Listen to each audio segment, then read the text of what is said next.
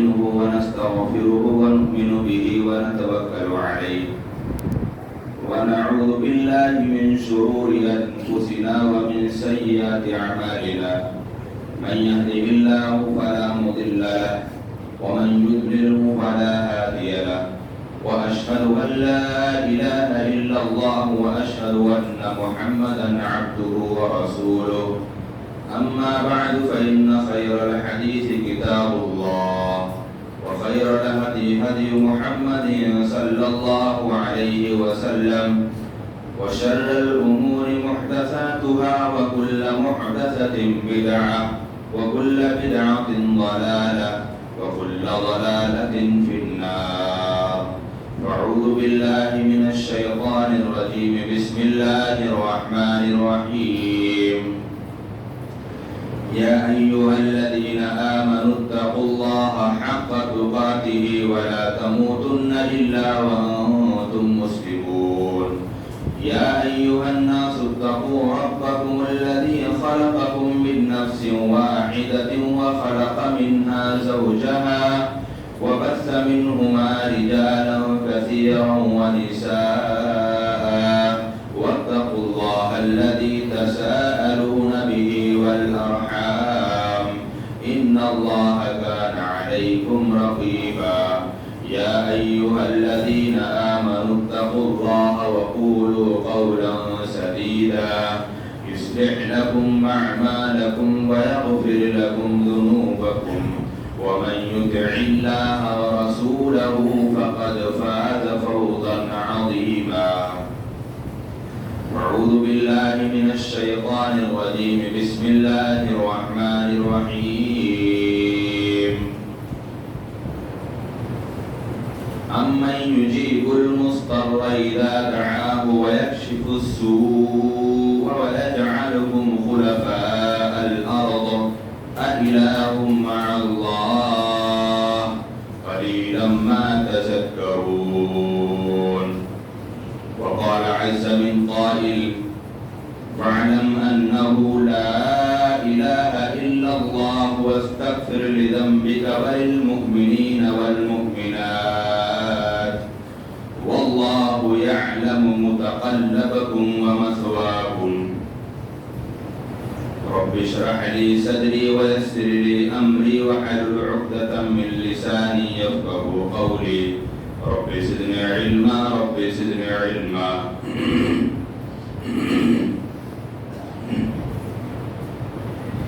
تمام قسم کی تعریفات بڑائی بزرگی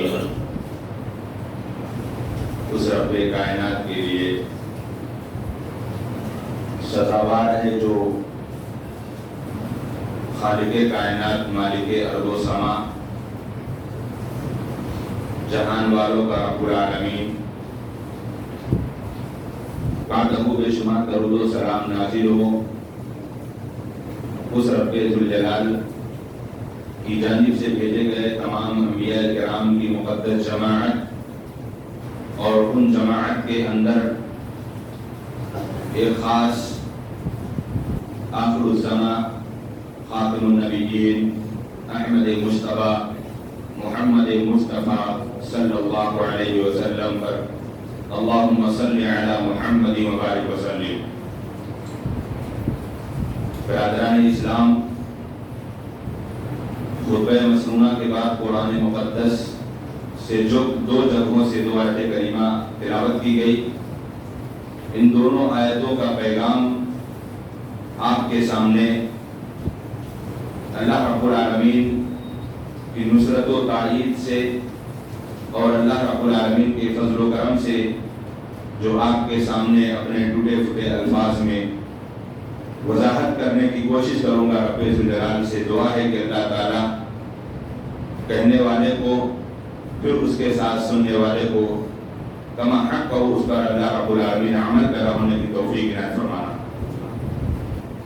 آیت کریمہ کے اندر اللہ رب العالمین نے کہا فَاعْلَمْ أَنَّهُ لَا إِلَهَ إِلَّا اللَّهُ.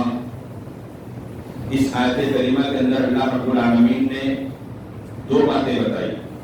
پہلی باتیں ہیں کہ اے لوگوں جان لو دنیا والوں، اگر اللہ رب العالمین پر ایمان لے آئے ہو اپنے حبیب محمد رسول اللہ صلی اللہ علیہ وسلم کی نبوت و رسالت کا اگر تم نے اقرار کیا ہے تو تمہارے اوپر ایک ذمہ داری بنتی ہے کہ لا الہ الا اللہ، اللہ کے علاوہ کوئی معبود نہیں ہے۔ یہ تعلیم تم کو اللہ رب العالمین دے رہا ہے۔ اس کے علاوہ دوسری تعلیم کیا ہے؟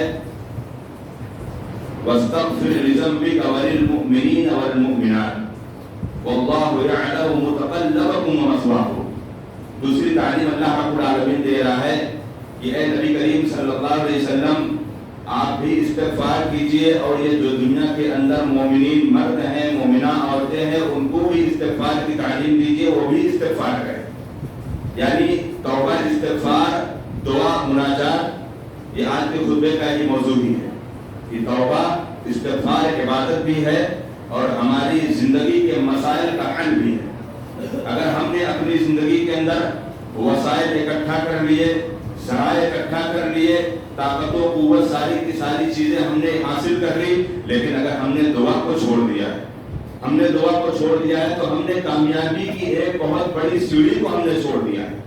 اسی لیے اللہ رب العالمین نے اس آیت کریمہ کے اندر یہی تعلیم دی ہے۔ اور دوسری آیت کریمہ جو پڑھی گئی، اللہ رب العالمین نے کہا اَمَّن يُجِيبُ الْمُضْطَرَّ إِذَا دَعَاهُ وَيَكْشِفُ السُّوءَ وَيَجْعَلُكُمْ خُلَفَاءَ الْأَرْضِ أَإِلَٰهٌ مَّعَ اللَّهِ۔ یہ 20ویں پارے کی آیت کریمہ ہے۔ اللہ رب العالمین نے پہلے پنے میں، پہلے پیج میں اللہ نے 5 سوالات کیے ہیں، اور انہیں میں سے ایک سوال یہ ہے اَمَّن يُجِيبُ الْمُضْطَرَّ إِذَا دَعَاهُ وَيَكْشِفُ السُّوءَ وَيَجْعَلُكُمْ خُلَفَاءَ الْأَرْضِ أَإِلَٰهٌ مَّعَ اللَّهِ۔ اے اللہ کے بندوں بتاؤ، جب تم مصیبت میں ہوتے ہو، پریشانی میں ہوتے ہو، تکلیف میں ہوتے ہو، دکھ درد میں ہوتے ہو، اور تم اللہ رب العالمین کو پکارتے ہو، تو کیا اللہ کے علاوہ کوئی اور تمہاری پکار کو سنتا ہے؟ اِلَٰهٌ مَّعَ اللَّهِ، کیا اللہ کے علاوہ اور کوئی معبود ہے؟ تمہاری پکار کو، تمہاری مشکلات کو، تمہاری پریشانیوں کو، تمہارے دکھ، تمہارے درد، تمہاری بیماری، تمہاری آزمائش، تمہاری ابتلا، ان ساری کی ساری چیزوں کو اللہ کے علاوہ کوئی اور سننے والا ہے؟ اللہ رب العالمین نے کہا قلیلا ما تذکرون، بہت کم ہی لوگ اس سے نصیحت اور بہت کم لوگ اس سے عبرت حاصل کرتے ہیں۔ یعنی اس زمین پر اللہ رب العالمین کے علاوہ کسی کو اللہ نے یہ طاقت و قوت نہیں دی کہ کوئی تمہاری پریشانی، کوئی تمہاری مشکلات، کوئی تمہاری بیماری، کوئی تمہارے دکھ، کوئی تمہارے درد، یا تو کوئی تمہیں وہ نعمت، یا کوئی تمہیں وہ دولت، یا کوئی تمہیں وہ اولاد دے سکے۔ اللہ رب العالمین کے علاوہ کوئی ذات نہیں ہے۔ یہ ہمارا ایمان اور ہمارا عقیدہ اور یہ ہماری دعاؤں کا حصہ ہونا چاہیے۔ یہ مومن کی زندگی کا شیوا ہے۔ اور اللہ رب العالمین نے دنیا کے اندر جب ہم انسانوں کو بھیجا ہے تو ظاہر سی بات ہے انسان گناہوں کا پتلا ہے، انسان سے گناہ ہوں گے۔ انبیاء کرام معصوم، لیکن انبیاء کرام کے بعد جتنے بھی اس زمین پر انسان آئے، وہ اپنے آپ کو کوئی ولی کہے، وہ اپنے آپ کو کوئی بزرگ کہے، وہ اپنے آپ کو دیندار کہے، وہ اپنے آپ کو بڑا نیک کہے، ایسا نہیں ہو سکتا کہ اس کی زندگی کے اندر گناہ نہ ہو۔ انبیاء کے علاوہ، انبیاء کے علاوہ پوری کی پوری امت، پورے کے پورے انسان گناہوں کے پتلا ہیں۔ ایک انسان کبھی گناہ صبح کرتا ہے، ایک انسان کبھی گناہ شام کو کرتا ہے، ایک انسان کبھی گناہ دن کو کرتا ہے، ایک انسان کبھی گناہ کو رات میں کرتا ہے، ایک انسان گناہ کو جان بوجھ کر کرتا ہے، ایک انسان گناہ کو انجانے میں کرتا ہے، ایک انسان گناہوں کو کھلا کھلا کرتا ہے، ایک انسان گناہوں کو چھپا کر کرتا ہے۔ لیکن جب یہ سارے کے سارے گناہ اور یہ ساری کی ساری حرکتیں اگر ایک انسان کے اندر اگر پائی جائیں تو اللہ رب العالمین نے اس کا دوسرا راستہ بتایا ہے۔ اگر تم نے گناہ صبح کیے ہیں تو اللہ رب العالمین نے کہا، اللہ رب العالمین نے کہا وَبِالْأَسْحَارِ هُمْ يَسْتَغْفِرُونَ، وَبِالْأَسْحَارِ هُمْ يَسْتَغْفِرُونَ۔ تم نے گناہ صبح کیے ہیں تو اللہ رب العالمین سے توبہ بھی صبح کرو، اور تم نے گناہ شام میں کیے ہیں اللہ رب العالمین سے توبہ بھی شام میں کرو، تم نے گناہ دن میں کیے ہیں تم اللہ رب العالمین سے توبہ بھی اور اللہ رب العالمین سے دعاؤں کو بھی تم دن میں اپناؤ، اور اگر تم نے گناہ رات میں کیے ہیں تو تم اپنے آپ کو اللہ رب العالمین کے سامنے ڈال دو، توبہ استغفار کرنے والے بندے بن جاؤ۔ اگر تم نے گناہ کو جان بوجھ کر کیے ہو تو اپنی زندگی کے اندر وہ حیت، وہ کیفیت، وہ اپنے اندر اپنی عاجزی انکساری والی کیفیت بنا کر اللہ رب العزت سے دعائیں کرنا۔ اللہ رب العالمین تو ایسے لوگوں کی بھی دعائیں سننے والا ہے، اللہ رب العالمین تو ایسے لوگوں کی بھی دعائیں سن کر ان کی مغفرت کرنے والا ہے جنہوں نے پوری کی پوری زندگی اللہ رب العالمین کی بغاوت کی، لیکن اگر انہوں نے اللہ سے توبہ کی تو اللہ نے ان کی پوری گناہوں کو معاف کر دیا ہے۔ پیارے حبیب محمد رسول اللہ صلی اللہ علیہ وسلم کے پاس کچھ صحابی آتے ہیں. انہوں نے کہا اللہ کے رسول صلی اللہ علیہ وسلم اسلام سے پہلے ہم نے ایک بت پرستی اور ایک شرک و بدعات والی زندگی پر ہم نے پورا زندگی گزار دیا. اے اللہ کے حبیب صلی اللہ علیہ وسلم بتلائیے کیا میں اپنی زندگی کے اندر میں نے توبہ تو کر لیا ہے, کیا اللہ میرے سارے گناہوں کو معاف کر دے گا؟ جناب محمد رسول اللہ صلی اللہ علیہ وسلم نے کہا کہ بے شک ان الاسلام یہدم ما کان قبلہ, ان الاسلام یہدم ما کان قبلہ, یعنی اسلام سے پہلے تم نے جتنے بھی گناہ, جتنی بھی سرکشیں, جتنے بھی شرک و بدعات تم نے کیا, اللہ سارے کے سارے گناہوں کو معاف کر دیتا ہے. شرط یہ ہے کہ تم اپنی زندگی کے اندر توبہ استغفار کا وہ پے کر, توبہ استغفار دعاؤں کا وہ سلسلہ اور دعاؤں کا وہ مرحلہ اپنی زندگی کے اندر پیدا کر لو کہ اللہ رب العالمین کو جب تک راضی نہ کر لو, اللہ رب العالمین کو جب تک رضامند نہ کر لو, اس وقت تک تمہارے دل کو سکون اور تمہارے دل کو قرار نہ پہنچے, تب اس وقت تم اللہ رب العالمین کے وہ بندے بن جاؤ گے جو بندے ہونے کا جناب محمد رسول اللہ صلی اللہ علیہ وسلم نے بتایا کہ اسلام سے پہلے تم نے جتنے بھی گناہ کیے تھے وہ اسلام لانے کے بعد وہ سارے گناہ تمہارے مٹا دیے گئے. اسی طریقے سے اے مومنو, تم نے توبہ کرنے سے پہلے, تم نے گناہ کرنے کے بعد اگر تم نے اللہ سے توبہ کر لیا ہے, اللہ سے رجوع الی اللہ ہو گئے ہو اور اللہ رب العالمین سے اپنے آپ کو تم نے لگا لیا ہے, تو اللہ رب العالمین تمہارے گناہوں کی ایک ایک پائی پائی کا اللہ رب العالمین نے وعدہ لیا ہے کہ اللہ تمہارے گناہوں کو معاف کر دے گا. یہ توبہ استغفار یہ بہت آسان اور یہ بہت ہلکی عبادت نہیں ہے. اللہ رب العالمین نے اس آیت کریمہ کے اندر دو عبادت کا ترجمہ فرمایا, دو عبادت کا حکم دیا ہے. پہلی عبادت کہ ایک انسان صرف اپنے عقیدے اور اپنے ایمان میں اللہ رب العالمین کو اپنا خالق مانے, اللہ کے علاوہ کسی اور کو اپنا خالق مالک مت تصور کرے. یہ پہلی عبادت ہے اور یہ سب سے بڑی عبادت ہے. جس مومن کی زندگی کے اندر توحید جیسی دولت, توحید جیسی نعمت اگر موجود ہے تو اس کو اور عبادتوں میں اللہ رب العالمین اس کی مدد ہی فرماتا ہے. لیکن جس انسان کی زندگی کے اندر توحید کی عبادت کا خاتمہ ہے, توحید اس کی زندگی کے اندر نہیں ہے, تو زندگی کے اندر دیگر مراحل میں, دیگر ایام میں, دیگر مقامات پہ, دیگر جگہوں میں اور دیگر وقتوں میں اس کے اوپر ضلالت و گمراہی کے راستے آسان ہوتے چلے جاتے ہیں. کبھی شرک و بدعات کا راستہ اپنائے گا, کبھی گناہوں کا راستہ اپنائے گا, کبھی اللہ کے علاوہ کسی اور پر اعتماد کر بیٹھے گا. یہ اللہ رب العالمین کی جانب سے یہ نعمت توحید کا سب سے بڑا صلہ ہے کہ جو توحید کی دولت پر چلتا ہے اور اللہ رب العالمین کو خالص اپنا مالک, مدبر اور رازق اگر تصور کرتا ہے تو اللہ اس کی زندگی کے اندر اور آسانیاں پیدا کرتا ہے. اور یہ بہت بڑی دولت ہے اللہ رب العالمین کی جانب سے ملنے والی, یہ اللہ رب العالمین کی جانب سے ملنے والی یہ اتنی بڑی دولت ہے. اگر جس انسان کو یہ دولت مل گئی, کل بروز قیامت اللہ رب العالمین کے یہاں اللہ تعالیٰ اس کو نار جہنم سے حفاظت کر لے گا.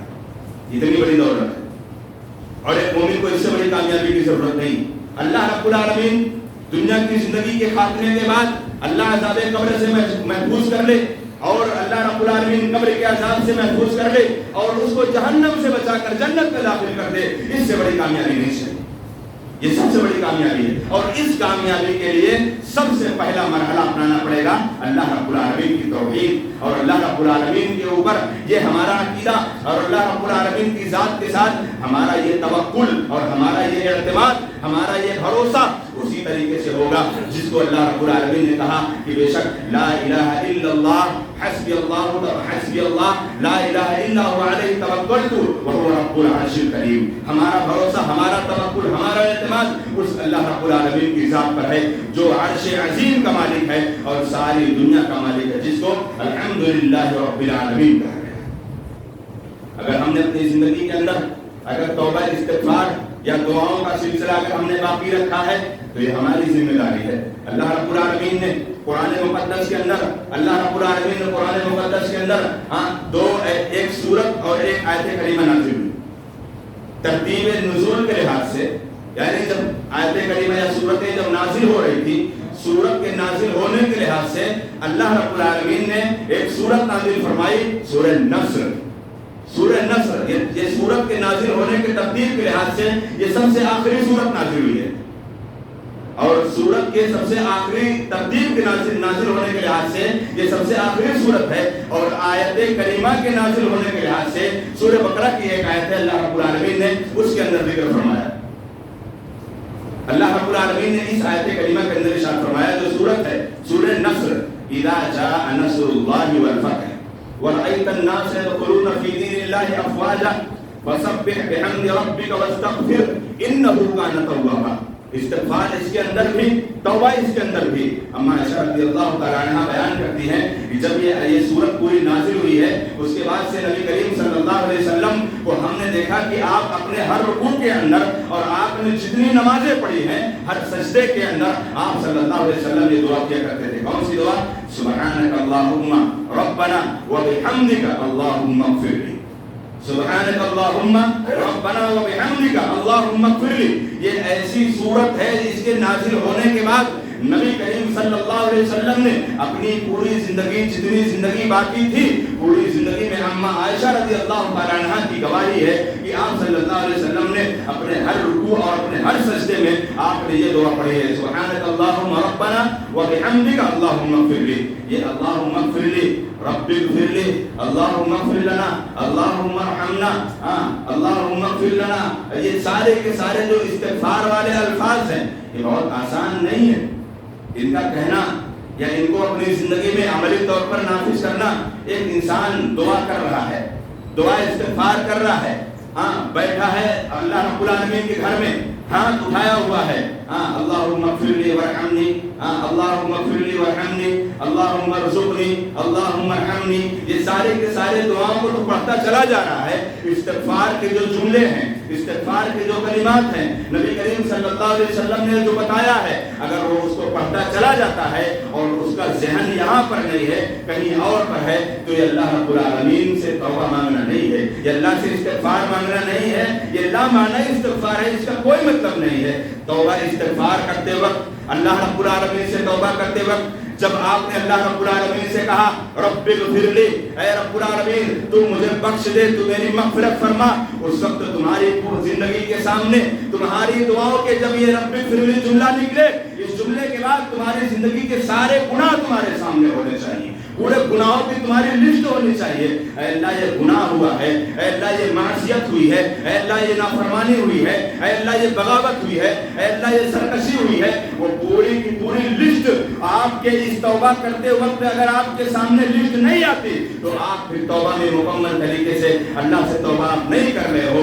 آپ دیکھو اپنی زندگی کے اندر کہ ہم نے اللہ رب العالمین سے استغفار کا، ہم نے ہاتھ اٹھایا اللہ رب العالمین سے، ہم نے کہا اللہم اغفر لی، اللہم ارحمنی، اللہم ارزقنی، لیکن ہمارا دھیان کہیں اور ہے، ہمارا ذہن کہیں اور ہے، ہمارا فکر کہیں اور ہے اور ہماری سوچ کہیں اور ہے۔ توبہ کرتے ہوئے توبہ کر بھی رہا ہے، جیسا کہ علامہ اقبال نے کہا تھا، علامہ اقبال نے اپنے شعر میں کہا تھا کہ نمازی نماز پڑھنے کے بعد اپنے اسی نماز کے اندر نیت کرتا ہے کہ باہر چل کے گناہ کرنا ہے۔ تو شعر کا خلاصہ ہے کہ نمازی نماز پڑھنے کے بعد نماز پڑھ کر باہر یہ نیت کرتا ہے کہ باہر چل کے گناہ کرنا ہے۔ گناہ کیسے؟ گناہ کیسے؟ نمازی نماز پڑھنے کے بعد اگر جھوٹ بولے وہ سب سے بڑا گنہگار ہے۔ نمازی نماز پڑھنے کے بعد وہ غیبت کرے، چغلخوری کرے، ایک دوسرے کی باتوں کو دوسرے تک لگائے جس کو اللہ رب العالمین نے حرام قرار دیا ہے۔ جناب محمد رسول اللہ صلی اللہ علیہ وسلم نے اس کے اوپر جنت کو حرام قرار دیا ہے۔ ایسا کام کرنے والا جو غیبت کرے، چغلخوری کرے، جھوٹ بولے، لعن و طعن کرے اور کسی کے ناپاک طریقے سے، ناجائز طریقے سے، حرام طریقے سے کسی مال کو کھائے اور کسی کی عزت و آبرو پر حملہ کرے اور کسی کو ناحق قتل کرے، جیسا کہ گزشتہ خطبہ میں بات آ چکی ہے کہ کسی کو ناحق قتل کرے، کسی کو ناحق ستائے اور کسی کے اوپر ناحق ظلم کرے، ایسی عبادت اللہ رب العالمین کے ہاں مقبول نہیں ہے اور ایسی توبہ اللہ رب العالمین کے ہاں مقبول نہیں ہے۔ جس توبہ کے اندر یہ صفت نہ پیدا ہو جائے، یہ قوت نہ پیدا ہو جائے۔ جناب محمد رسول اللہ صلی اللہ علیہ وسلم ایک دعا کیا کرتے تھے، آپ صلی اللہ علیہ وسلم نے ایک دعا سکھلائے ہیں۔ استغفار کا جو کلمہ ہے، جو استغفار کے جو الفاظ ہیں، وہ بہت سے الفاظ نبی کریم صلی اللہ علیہ وسلم نے بتائے۔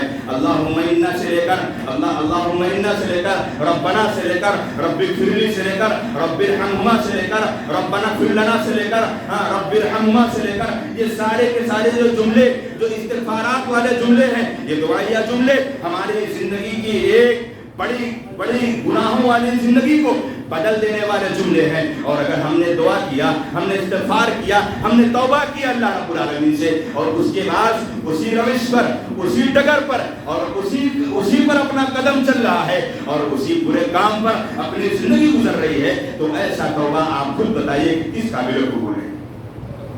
جو مومن اپنی دنیا کی زندگی کے اندر وہ اللہ رب العالمین سے توبہ بھی کر لے اور توبہ کرنے کے بعد گناہوں کا انبار لیے پھرے، دوسرے کے حقوق مارتا پھرے، دوسرے کی عزت و آبرو کو نیلام کرتا پھرے، بازار میں جھوٹ بولتا پھرے، محلوں میں جھوٹ بولتا پھرے، گھروں میں جھوٹ بولتا پھرے، اور لوگوں کے سامنے اپنی عزت اور اپنی منقبت اور اپنی شہرت کو اونچی کرنے کے لیے وہ لوگوں کو ایک دوسرے کے ٹوہ میں لگے، ایک دوسرے کی غیبت کرے، یہ اللہ رب العالمین کو پسند نہیں ہے۔ اور اللہ رب العالمین نے ایسے لوگوں کے بارے میں کہا، ایسے لوگوں کے بارے میں کہا کہ ایسا کام کرنے والا، اللہ رب العالمین نے کہا کہ ایسا کام کرنے والا اپنی زندگی کے اندر اپنے مرے ہوئے سگے بھائی کا گوشت کھاتا ہے۔ کوئی پسند کرے گا؟ اللہ رب العالمین نے کہا تم ناپسند کر دو گے، تم اس چیز کو کبھی گوارا نہیں کرو گے کہ تم مرے ہوئے جانور کا گوشت تو کھا نہیں سکتے، اور اپنے خون، جس خون ایک ساتھ سے تم پیدا ہوئے ہو، ایک رحم مادر سے ایک ماں سے تم پیدا ہوئے ہو، اور تم اپنے مرے ہوئے بھائی کا گوشت کھانا اگر پسند کرتے ہو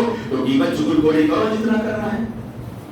یہ اللہ رب العالمین نے وعید بتائی ہے، یہ سخت وعید بتائی ہے۔ اس لیے ہماری زندگی کے اندر توبہ، استغفار، دعاؤں کا سلسلہ یہ ہمیشہ جاری رہنا چاہیے، اور یہ ایک عبادت ہے، یہ ایک عبادت ہے۔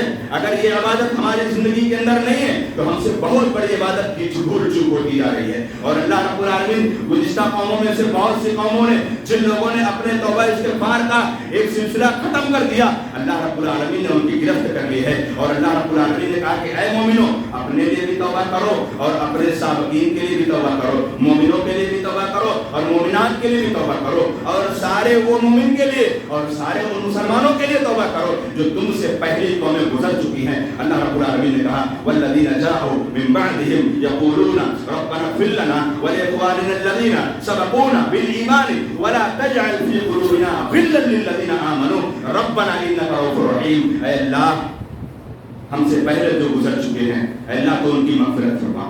یہ ایک مومن کا شعور ہے، ایک مومن کا طریقہ ہے۔ اللہ رب العالمین نے قرآن مقدس کے اندر اس کو بتایا ہے سورہ حشر کے اندر کہ اپنے لیے بھی دعا کرو اور اپنے جو گزر چکے ہیں، جو ماضی میں گزر چکے ہیں، ان کے لیے بھی دعا کرو، اور جو آنے والی نسل ہے ان کے لیے بھی دعا کرو۔ اور ولا تجعل فی قلوبنا غلا للذین آمنوا، اللہ سے دعا کرو کہ اللہ ہمارے دلوں کے اندر وہ پاکیزگی، وہ صفائی، وہ ستھرائی پیدا کر دے کہ کسی ایک غیر مومن یا کسی ایک غیر مومن کے تعلق سے یا کسی اپنے مومن کے تعلق سے کوئی کینہ، کوئی کپٹ، کوئی حسد، کوئی غرور، کوئی تکبر، کوئی انانیت نہیں ہونا چاہیے۔ ہاں، امام شافعی رحمۃ اللہ علیہ نے کہا عاجزی، انکساری، خشوع و خضوع اختیار کرنے والے یہ بڑے خاندانوں کی نشانیاں ہیں، اور یہ بڑے لوگ ہوتے ہیں، ان کی اچھی نشانی ان کے اخلاق والے ہوتے ہیں۔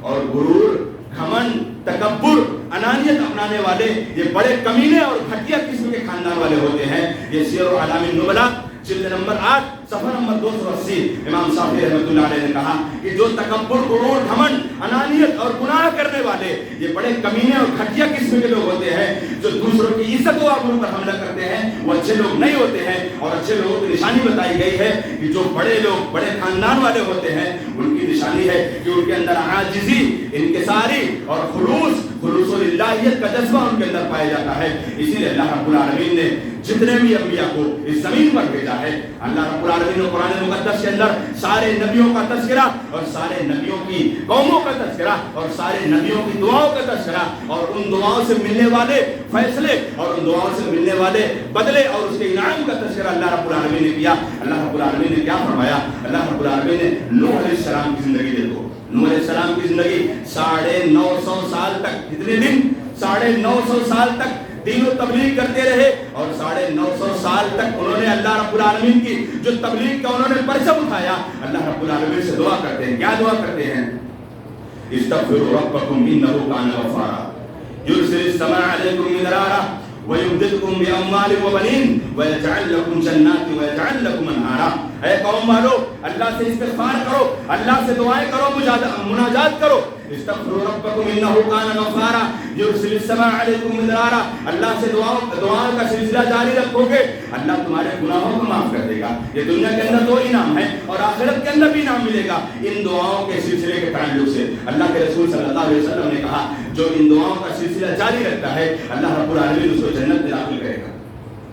حضرت نوح علیہ السلام نے کہا استغفروا ربکم انہ کان غفارا یرسل السماء علیکم مدرارا. اللہ رب العالمین سے دعا کرو گے اللہ تعالیٰ تمہارے گناہوں کو معاف کر دے گا اور آسمان سے اللہ تعالیٰ تمہارے ضرورت کے مطابق موسلا دھار بارش نازل کرے گا. وَيُمْدِدْكُمْ بِأَمْوَالٍ وَبَنِينَ اور اللہ مدد کرے گا تمہارے مال کے ذریعے سے، اولاد کے ذریعے سے.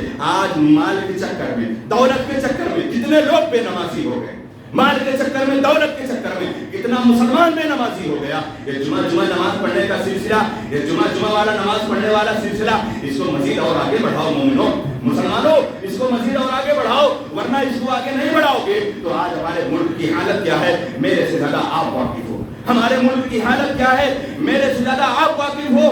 اور اگر آپ نے 5 وقت کی نماز کا سلسلہ نہیں شروع کیا، اللہ سے توبہ استغفار کا سلسلہ نہیں شروع کیا، تو ابھی تو جو دن ابھی اللہ رب العالمین اپنی رحمت میں، اپنی سکونت میں اللہ نے رکھا ہے، آنے والے دن میں ہم کیا دن دیکھیں گے یہ ہم نہیں جانتے. اگر ہم نے آج سے اگر ہم نے توبہ نہیں کیا، استغفار نہیں کیا، تو سنو حضرت نوح علیہ السلام نے یہاں دعا کر رہے ہیں، یہاں دعا کر رہے ہیں اپنی قوم والوں کو، لیکن قوم والے وہی اسی طریقے سے جمعہ پڑھ کر بھاگ جاؤ جیسے آپ بھاگ جاتے ہو. ویسے قوم والوں میں سے تقریباً 83 آدمی یا 87 آدمی یا 85 آدمی، اتنے لوگ کتنے دن میں دعوت قبول کیے تھے، کتنے دن میں اسلام قبول کیے تھے؟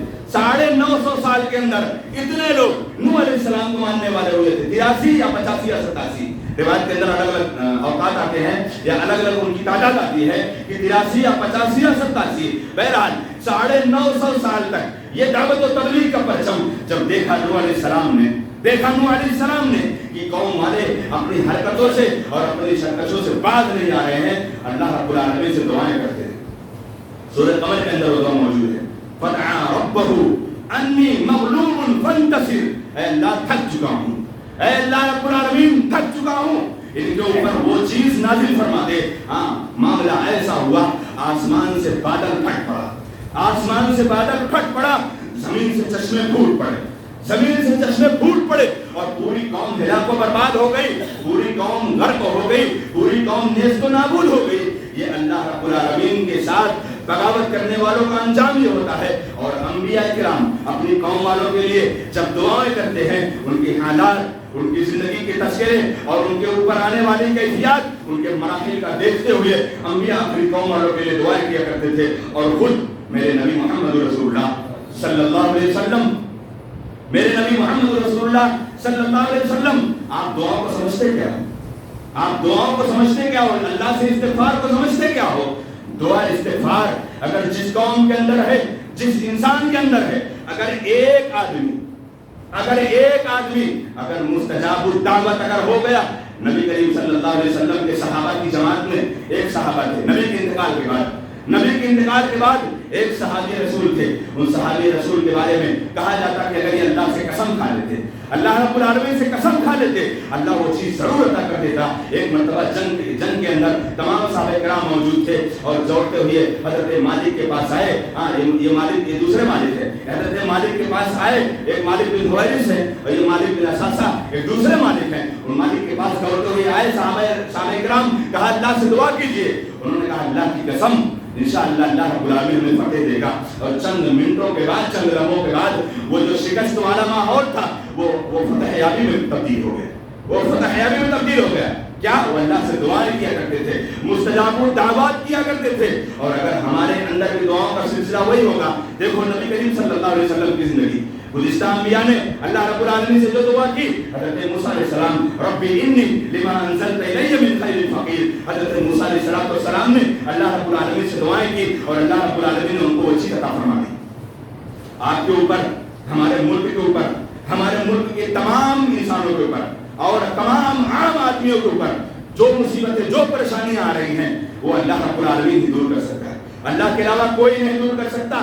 یہ شر پسند افراد، یہ فتنہ فساد کرنے والے افراد، یہ ملکی بھائی چارے کو خاتمہ کرنے والے افراد اور یہ اپنے ناحق طریقے سے اپنے عہدہ منصب کا ناپاک طریقے سے استعمال کرنے والے افراد، یہ ملک کے اندر بدامنی اور بے چینی پیدا کرنے والے افراد، ان کی سازشیں ناکام ہو جائیں گی اگر آپ اللہ رب العالمین سے دعا استغفار کرو گے۔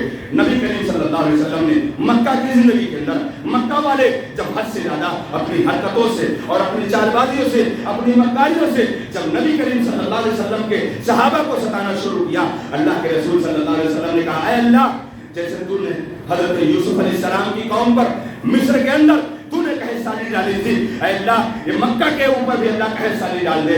مکہ کے اوپر ایسی قحط سالی آئی کہ لوگ پتے چبانے کو مجبور ہو گئے، سوکھے پتے چبانے کو مجبور ہو گئے، اور نبی کا دشمن اس وقت ابھی سلام نہیں لائے تھے، ابو سفیان، نبی کے دشمن، انہوں نے دیکھا کہ اللہ کے رسول صلی اللہ علیہ وسلم کی یہ دعا ہے، جس دعا کے نتیجے میں آج ہم مصیبت میں گزر رہے ہیں، اگر ہم چل کر اللہ کے رسول سے ہم درخواست نہیں کرتے تب تک ہم مصیبت میں ہی رہیں گے۔ وہ آئے اور اللہ کے رسول صلی اللہ علیہ وسلم سے کہا اللہ کے رسول صلی اللہ علیہ وسلم، سب سے پہلے اللہ کا واسطہ، سب سے پہلے اللہ کا واسطہ، اور دوسرا اپنی رشتہ داری کا واسطہ آپ کو دیتا ہوں۔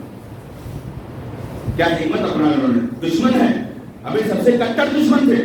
اب نبی کریم صلی اللہ علیہ وسلم کے دشمنوں کی حرکت معلوم ہے کیا ہوتی تھی؟ ابو سفیان، یہ ابو جہل، یہ عتبہ، یہ شیبہ، یہ نبی کریم صلی اللہ علیہ وسلم کے کٹر دشمن تھے، اور جب کبھی نبی کریم صلی اللہ علیہ وسلم کو نعوذ باللہ جب کبھی ستایا جاتا تھا، جب کبھی آپ کے اوپر ظلم ہوتا تھا، جب آپ کے اوپر ظلم و بربریت کی ساری حدیں پار کی جاتی تھی، تو یہ شیطان، یہ بدماش لوگ یہ تماشا دیکھنے کے لیے آیا کرتے تھے، یہ تماشا دیکھا کرتے تھے۔ ایک مرتبہ نبی کریم صلی اللہ علیہ وسلم سجدے میں موجود ہیں، نماز پڑھ رہے ہیں، اور خطے نہیں ایک دشمن آیا اور آپ صلی اللہ علیہ وسلم کے جسم مبارک پر، آپ کے سر مبارک پر، آپ کے جسم انور پر اس نے اونٹ کی اوجھڑی ڈال دی، اونٹ کی اوجھڑی ڈال دی، اور اتنی بھاری اوجھڑی کہ میرے نبی محمد رسول اللہ صلی اللہ علیہ وسلم اس کے بھاری پن سے اٹھ نہ سکے۔ آپ کی لاڈلی لختی جگر بیٹی دوڑتے ہوئی آتی ہے اور آپ صلی اللہ علیہ وسلم کے جسم مبارک سے وہ اوجھڑی ہٹاتی ہے، اور یہ دنیا کے اندر یہ تماشا بین یہ کھڑے ہو کر تماشا دیکھ رہے تھے۔ آج بھی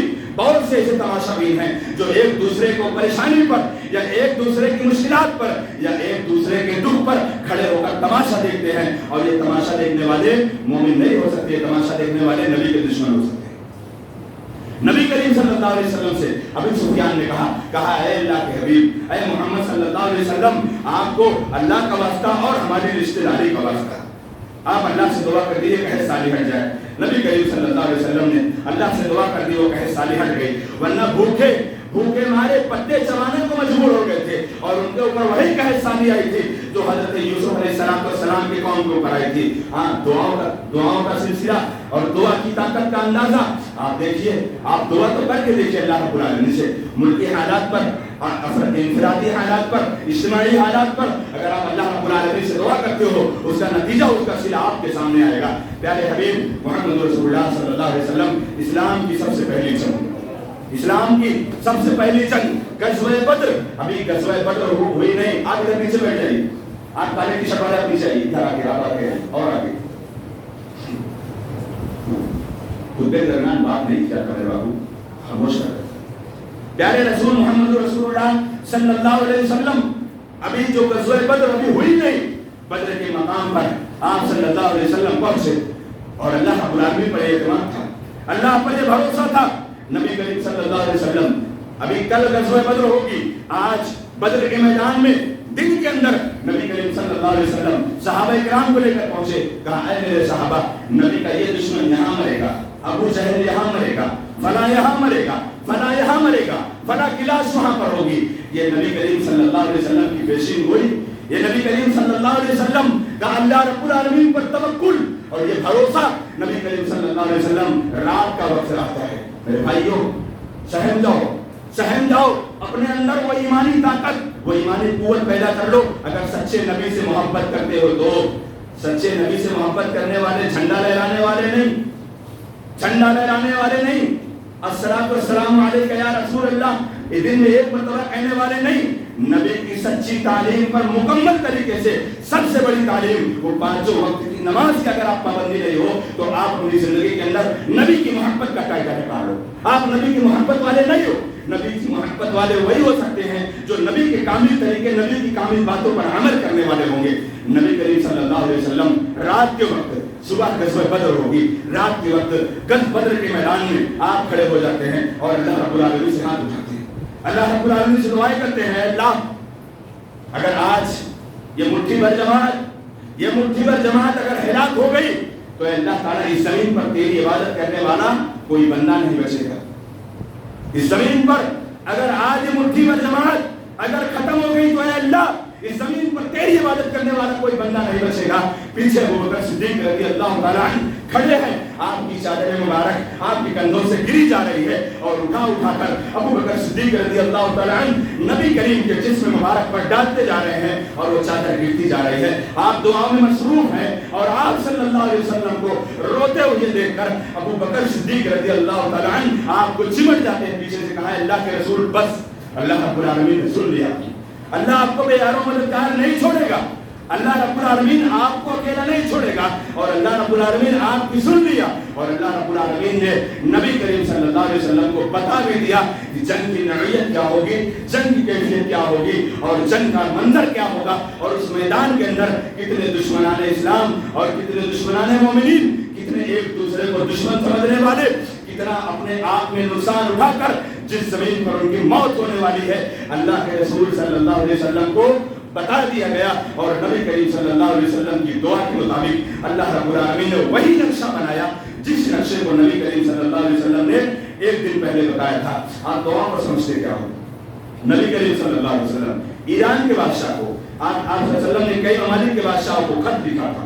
آپ نے ان کو خط لکھا تھا کہ اسلام لاؤ، اسلام لاؤ، امن شانتی میں ہو جاؤ گے، سلامتی کو سلامتی والے بن جاؤ گے، اپنے آپ کو محفوظ کر لو گے، اپنی عزت کو، اپنی جان کو، اپنی ایمان کو محفوظ کر لو گے. سارے بادشاہ کو کیسر و کسرا، سارے بادشاہوں کو آپ صلی اللہ علیہ وسلم نے 4 بادشاہوں کو جو خط بھیجا، انہوں نے ایران کا بادشاہ جو تھا، ایران کے بادشاہ کو آپ صلی اللہ علیہ وسلم نے خط بھیجا. وہ خط کو لیتے ہوئے پھاڑ کے پھینک دیا. نبی کریم صلی اللہ علیہ وسلم کو پتا چلا کہ اس نے ایک مہذب خط جو نبی کریم صلی اللہ علیہ وسلم کے ہاتھ مبارک لکھا گیا تھا، اس خط کو پھاڑ کر پھینک دیا. نبی کریم صلی اللہ علیہ وسلم نے کہا، اے اللہ جیسے اس نے میرے خط کو پھاڑا ہے، اے اللہ تو اس کی سلطنت کو پھاڑ کر رکھ دے. اور ہوا ایسا ہے، اسی کے بیٹے نے اس کو جان سے مار دیا، اسی کے بیٹے نے اس کو جان سے مار دیا. اگر آپ اپنی زندگی کے اندر دعاؤں کی طاقت، استغفار کا اگر اپنے اندر وہ جذبہ، وہ اہمیت رکھتے ہو تو نبی کریم صلی اللہ علیہ وسلم کی تعلیمات کے مطابق آؤ تو صحیح. جب بھی مصیبت نبی کریم صلی اللہ علیہ وسلم کے صحابہ پر آئی ہے اور جب بھی اسلام پر چلنے والوں پر مصیبت آئی ہے، ہمیشہ آپ صلی اللہ علیہ وسلم نے ایک چیز کا اہتمام کیا ہے. کیا؟ قنوت نازلہ کا اہتمام کیا ہے، دعاؤں کا اہتمام کیا ہے، دعا استغفار کا اہتمام کیا ہے. آپ انفرادی طور پر یا اجتماعی طور پر یا سنت میں یا فرض میں جہاں آپ کو وقت ملے آپ قنوت نازلہ کا اہتمام کرو. اور اس قنوت نازلہ کے اندر کیا دعا ہوتی ہے؟ اس قنوت نازلہ کے اندر اللہ رب العالمین مظلوم مومنوں کی حفاظت، ان کی عزت، ان کی تحفظ کے لیے دعا ہوتی ہے. اور ظالم اور ظلم کرنے والے اور ناحق طریقے سے مومنوں کو ستانے والے، مارنے والے، یہ ہم دیکھ رہے ہیں کہ ہمارے ملک کا نقشہ کیا ہے. ہمارے ملک کا نقشہ کیا ہم دیکھ رہے ہیں. نبی کریم صلی اللہ علیہ وسلم کے صحابہ ایک مرتبہ آپ صلی اللہ علیہ وسلم کے پاس 2 قبیلے والے آئے اور انہوں نے جھوٹ بولا، انہوں نے غداری کی.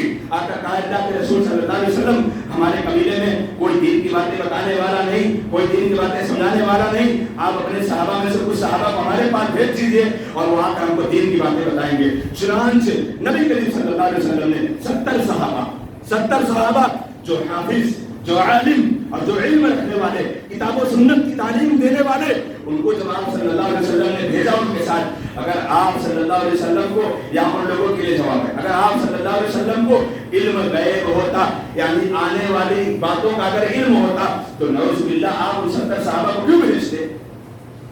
نعوذ باللہ آپ ان 70 صحابہ کو کیوں بھیجتے جو لے جانے کے بعد उन कबीले वालों ने आप सल्लल्लाहु अलैहि वसल्लम के जानिसार 70 के 70 सहाबा कराम को उन लोगों ने शहीद कर डाला, मार डाला था। अल्लाह के रसूल सल्लल्लाहु अलैहि वसल्लम नाराज होकर पांचों नमाजों के अंदर आप सल्लल्लाहु अलैहि वसल्लम ने कुनूत नाज़िला करते हुए उनके लिए बद्दुआएं की थी। और हमारी जिम्मेदारी भी है कि हम अल्लाह रब्बुल आलमीन से अपने वसाइल, अपने ज़राए और अपने इंतजामात के जो हो सकते हैं आप उसकी कैफियत और वो सारे के सारे इंतजामात के साथ आप सबसे पहला जो हथियार वो दुआओं का सिलसिला, मुनाजात का सिलसिला, इस्तिग़फ़ार का सिलसिला आप रखो। दुआओं की बहुत बड़े बड़े चैलेंजेस आपके सामने मौजूद हैं और आपने सुना भी होगा, वक्त दरकार है, वरना अंबिया किराम की बेशुमार दुआएं, जिन दुआओं के नतीजे में अल्लाह रब्बुल आलमीन ने वो अता फरमाई जो आप सोच ही नहीं सकते। कम से कम आप अपने अंदर वो तौफीक और अपने अंदर वो कोशिश और अपने अंदर वो जज्बा पैदा करो जिस जज्बे की बुनियाद पर मुल्क की हालात पर गरीब तबके वाले, निचली जात वाले या पूरे मुल्क के अंदर जहां भी इंसान अपने पूरे मुल्क के अंदर जिस तरीके से सारे इलाके में, चाहे वो मुसलमान हो, चाहे वो गैर मुस्लिम हो, चाहे वो यहूदी हो, चाहे वो ईसाई हो, उन सारे के सारे लोगों को जो तहफ़्फ़ुज़ का जो माहौल बनाने की, जो भाईचारे की माहौल बनाने की ये नबी करीम सल्लल्लाहु अलैहि वसल्लम की तालीमात है कि उनके ऊपर, कमजोरों के ऊपर जुल्म ना हो, लाचारों के ऊपर जुल्म ना हो। ये तालीम नबी करीम सल्लल्लाहु अलैहि वसल्लम जब अपने किसी सरिया को, जब अपने किसी लश्कर को भेजते तो आप सल्लल्लाहु अलैहि वसल्लम उनको 4 तालीम देते।